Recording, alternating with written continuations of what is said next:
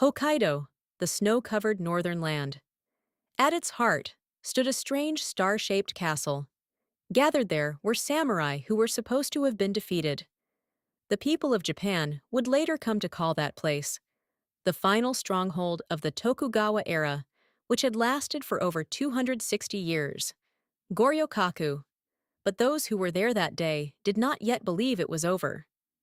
Goryokaku was not a place to accept defeat. It was a place where they earnestly contemplated how to connect the fading era to the future. Goryokaku was built in what is now Hakodate, Hokkaido.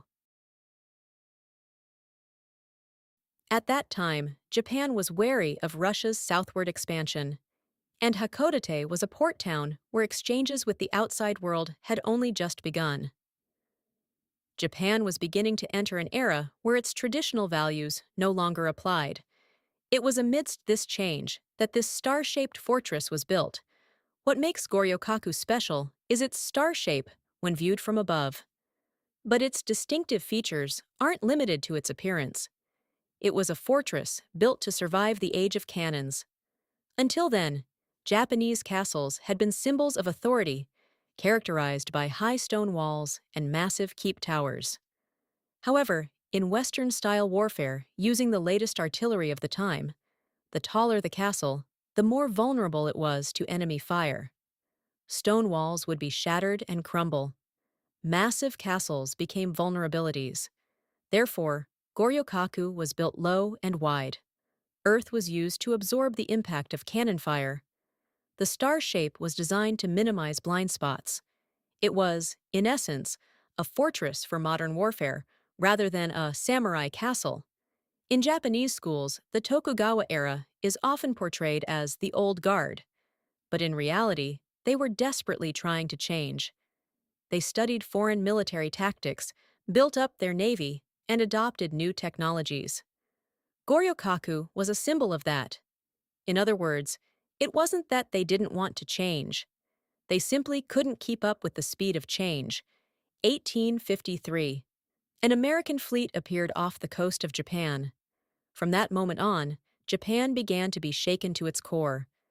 The long era of national isolation came to an end, and connections with the world expanded rapidly. But the pace of change was far too sudden. How should the country be transformed?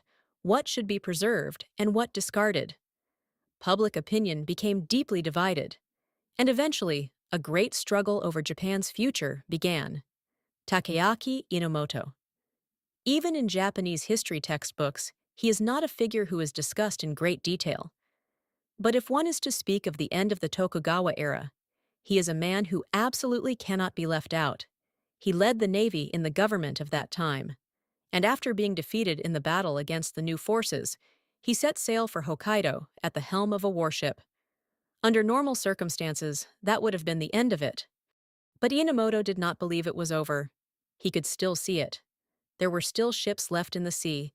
He had comrades to fight alongside. Hokkaido held vast expanses of land. Here, perhaps we can start over. What Inomoto was trying to protect was not an outdated government.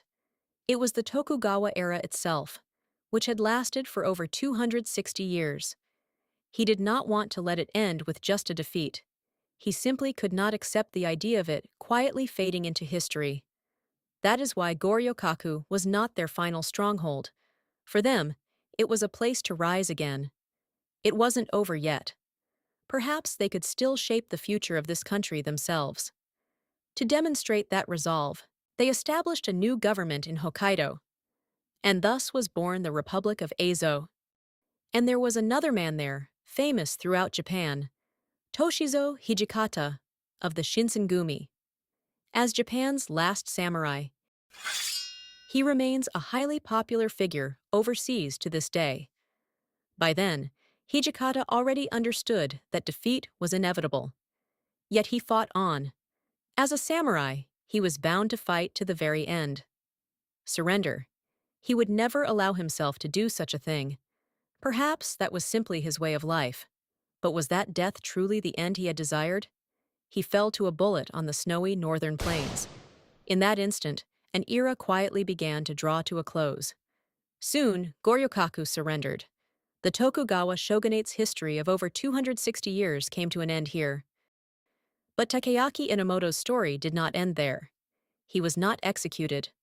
On the contrary, he was welcomed into the new government and became involved in Japan's modernization. The reason was simple. He possessed both knowledge and ability.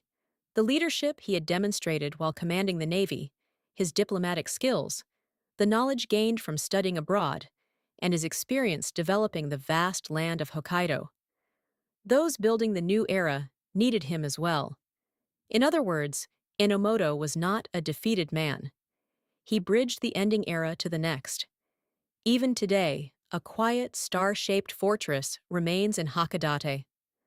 However, what remains there is not just the memory of defeat. When an era ends, what can people leave behind for the future? That question is still etched into Goryokaku today. So, if you plan to visit Goryokaku, don't just gaze at it as a star-shaped castle. Instead, consider what the people who stood there were trying to protect and what they sought to leave for the future as an era came to a close. I hope you'll walk through it with that perspective in mind. I'm sure Goryokaku will then appear not merely as a tourist destination, but as a turning point in history.